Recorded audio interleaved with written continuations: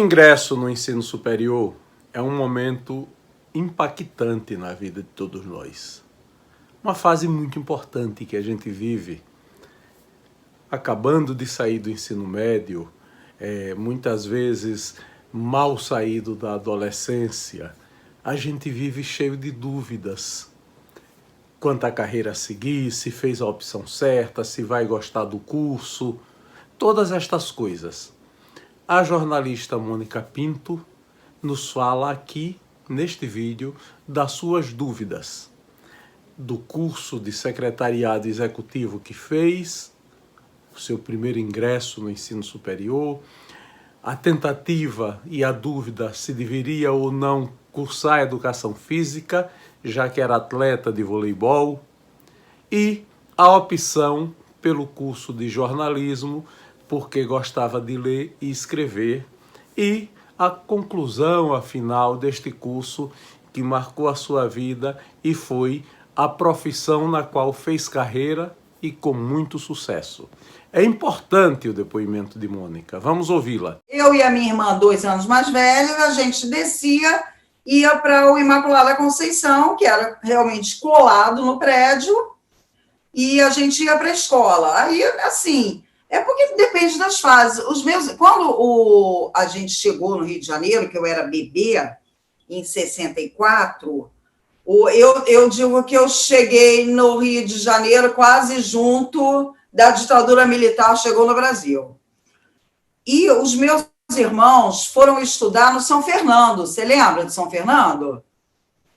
Meus irmãos foram para São Fernando. Esses meus irmãos, eles tinham estudado em Brasília, numa cidade, numa coisa próxima que existia, que eles pegavam tanta poeira na volta da escola, eles chegaram a morar em Brasília com meus pais, que a minha mãe, eles entravam no chuveiro com uniforme e tudo. Eles entravam de uniforme no chuveiro, já ia tirando aquilo, e eles foram para o São Fernando. E eu e a minha irmã, as outras, eu acho que elas já tinham terminado o ensino médio, as outras mulheres. Eu não sei se a Sueli foi para São Fernando também. E a gente foi para o Imaculada, que tinha A minha mãe foi visitar o São Fernando para botar a gente lá. E aí ela disse que tinha uma criança chorando na porta, dentro, mas ali chorando.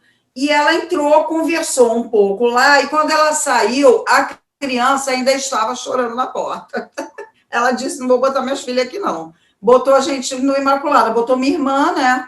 E eu ia pequenininha, buscar a minha irmã com a minha mãe, e eu era fascinada pela escola. Tudo que eu queria na vida era ir para a escola. Tanto que eu entrei no maternalzinho até um pouco antes. Na época era o Jardim da Infância, né? Eu entrei até um pouquinho antes, porque eu já andava muito lá mesmo, que eu ia com minha mãe buscar minha irmã, e eu era uma menina, assim, comportada, eu não era uma menina que ficasse dando piti com nada, eu queria aprender. Então, Jorge, eu acabei me desviando do assunto, mas você sabe que eu me lembro da primeira palavra que eu lia, foi rua. Eu juntei o ru com o a e falei, é rua! E eu fiquei maravilhada com aquilo. Eu tinha juntado as letras, que era o princípio da leitura. Eu lembro disso. Então, assim, saía eu e minha irmã para a escola, na época que eu já estava no maternalzinho, saía um irmão para o IME, outra irmã para a PUC, outro irmão para a PUC, que o José Adriano fez de engenharia na PUC, o Paulo fez no IME, inclusive a cerimônia de formatura dele foi aquele negócio chiquérésimo, com espada, aquele troço todo, que tem espada e tudo. E as minhas irmãs iam trabalhar, que já eram secretárias.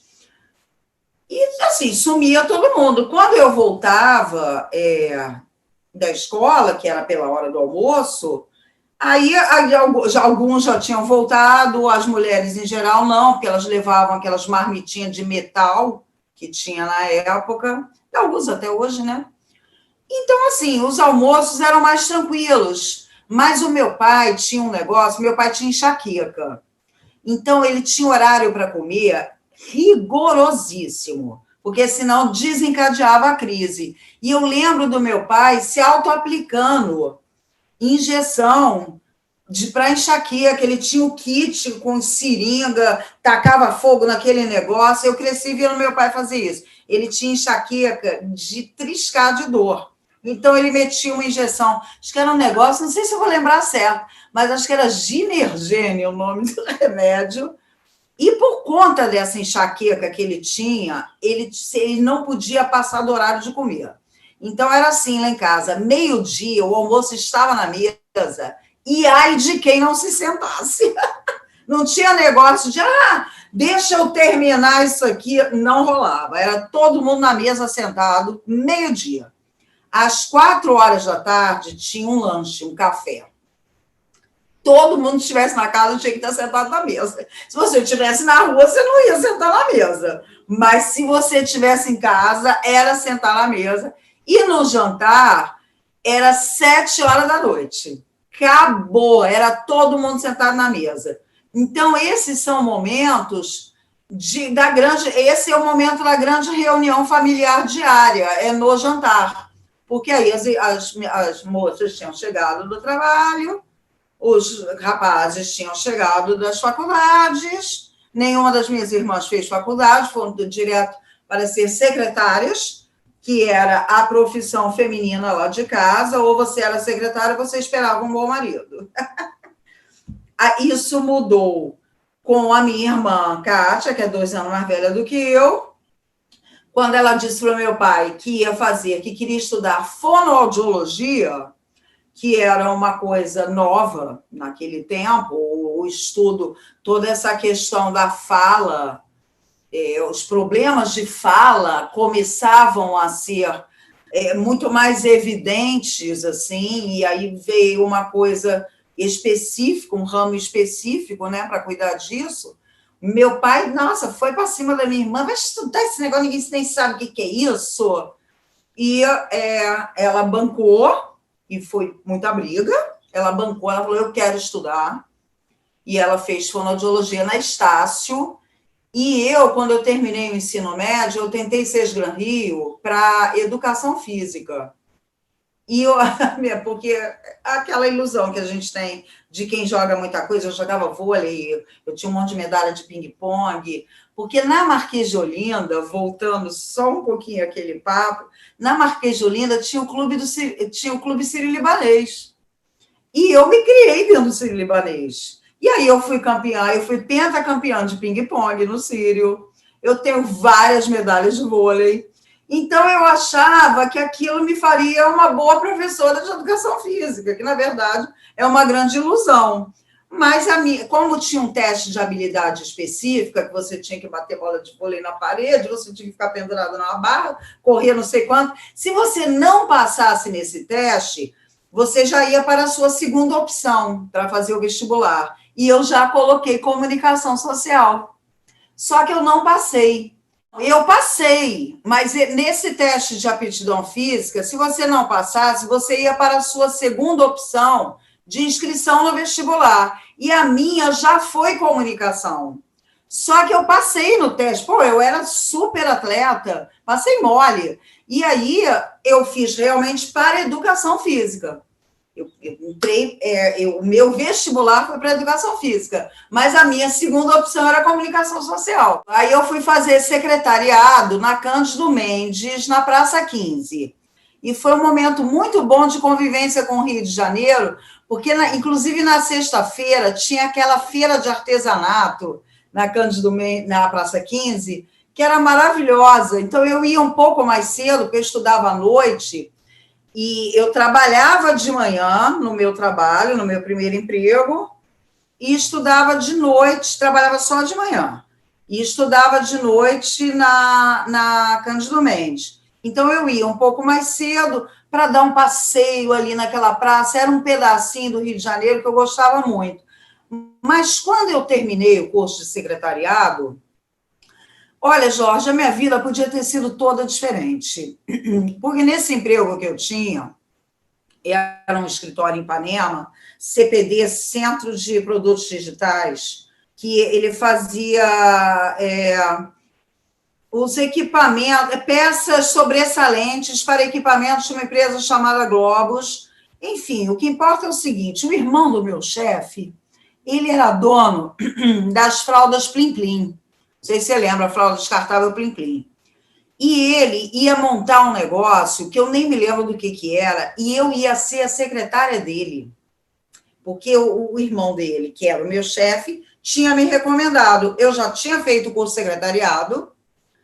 Pô, eu ia ter uma vida de secretária executiva, que eu não sei se é a tal do IC, que a gente não pode entrar, né? IC. Mas o que aconteceu? Eu cheguei a ver uma sala no mesmo prédio com esse homem. Estava tudo certo. Eu não me lembro o que aconteceu. Ele dependia de uma espécie de um financiamento super top que tinha que sair e não saiu. Esse homem desistiu de abrir esse negócio e poucos meses depois, eu não me lembro o que aconteceu, acho que o escritório dessa empresa ia sair do Brasil, o escritório onde eu trabalhava acabou.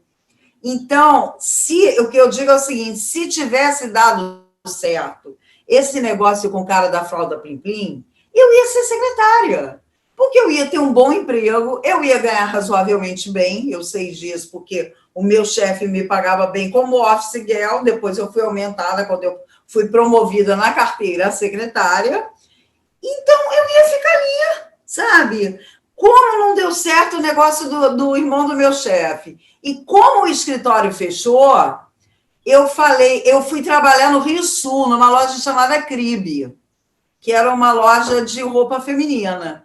E eu fiquei uma semana e a gerente me adorou, porque eu sou comunicativa, eu sou educada, mas eu odiei, porque era um saco aquilo. E tinha duas vendedoras, porque eu odiei principalmente por causa disso, porque éramos 3 vendedoras e as outras 2 se odiavam. Então eu dizia, gente, o meu ambiente de trabalho são 3 pessoas e 2 se odeiam. Eu vou ficar fazendo o quê aqui? Quando eu detesto desarmonia. Aí, quando a gerente falou, não, Mônica, ótimo, vamos ficar, eu vou assinar a tua carteira, porque fizemos uma semana de experiência.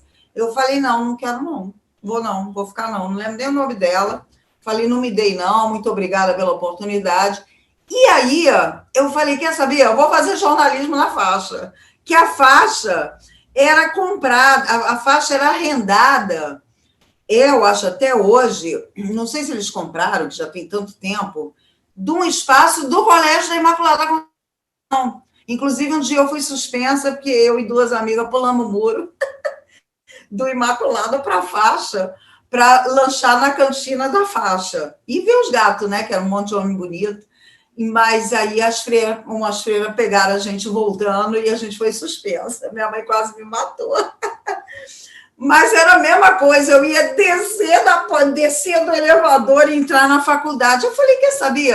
Eu gosto de escrever, eu gosto tanto de ler, eu vou fazer jornalismo.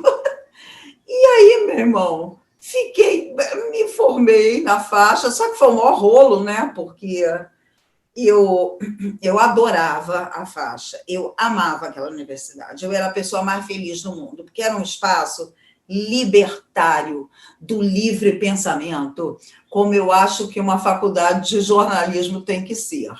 Então, era um espaço onde acontecia, tinha um palquinho assim no pátio, mas ali acontecia de um tudo, que era um espaço. Eu vi show, eu vi aula de palestra de gênio não, que não se usa essa expressão, esse substantivo para um yogi, mas um yogi assim, super aclamado, foi lá uma vez fazer palestra da Ananda Marga, até foi quando eu comecei a estudar Ananda Marga, que eu pegava os barcos das coisas. A minha faculdade foi um negócio de louco, de bom. Eu fiz ótimos amigos, eu era super amiga do filho do Nelson Rodrigues, o Barba, eu conversava com ele direto. O Paulo Júlio Cleman, que morreu no desastre, na queda do avião da Chapecoense, era o meu melhor amigo, a gente se gostava muito, e eu tinha um namorado super sério, eu namorei 4 anos esse cara, e eu digo, putz, que azar, cara, porque eu fiz faculdade com um namorado sério, e eu fui, assim, fiel a ele, mas eu tinha muito amigo homem, eu andava com uma marada danada, e era super divertido. E quando eu resolvi fazer a faixa, o meu pai já não se opôs, por duas razões. Primeiro, ele já tinha tido o maior problema com a minha irmã, por essa resistência dela fazer faculdade. E a outra razão é que eu era muito brava. Eu ia para cima, não queria nem saber. E assim, quando eu falei, pai, estou querendo fazer comunicação ali na faixa, você me dá dinheiro para eu fazer inscrição no vestibular? Ele me deu dinheiro na hora. Não abriu mais. Eu fui e fiz a inscrição. E foi engraçado, Jorge, porque eu estava 2 anos longe do ensino médio, porque eu tinha feito 1 ano e meio de secretariado na Cândido Mendes. E tinha ficado 6 meses sem estudar, que foi quando eu fiz essa experiência com a CRIB, lá do Rio Sul, que não deu certo. E eu falei, cacete, eu não sei nada mais. Mas na faixa, o vestibular era muito correto, eu acho, para o jornalismo. Porque português e inglês, a prova tinha peso 4. E história e geografia tinha peso 4, que são as coisas dos conhecimentos gerais. E química e biologia, e matemática e física, cada uma tinha peso 1.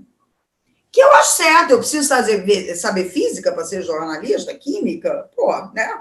Você tem noções básicas de coisas do dia a dia, mas tá bom demais, né?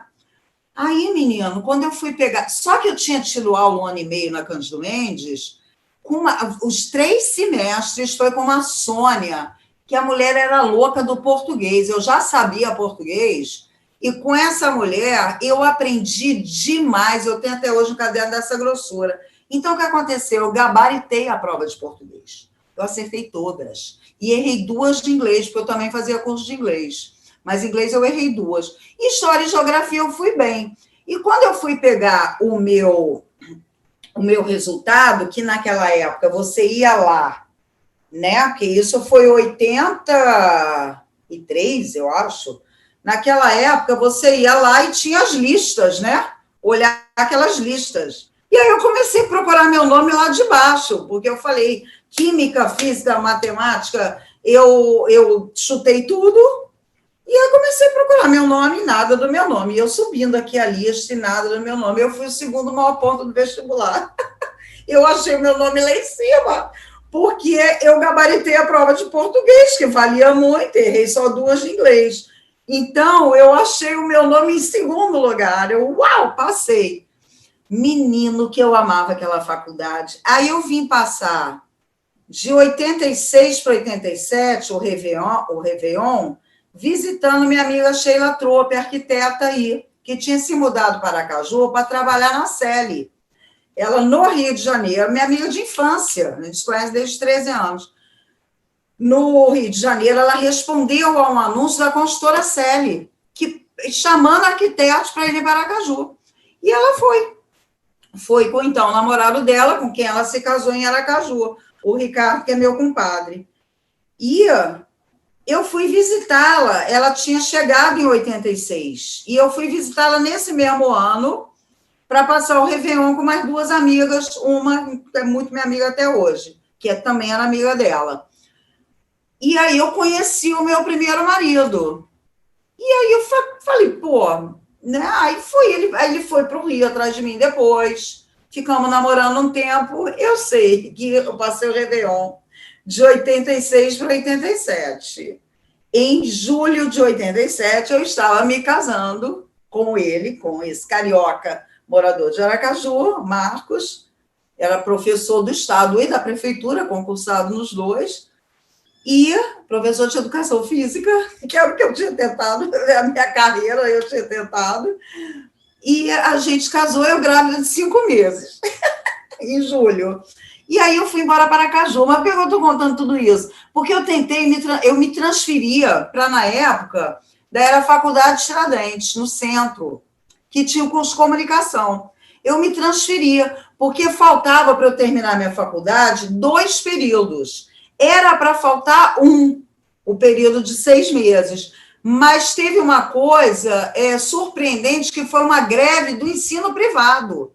Então, naquele julho que eu casei, que era para eu ter terminado já aquele penúltimo período, eu não terminei por causa da greve. Então, eu fiquei devendo 1 ano. E aí eu transferi para Aracaju.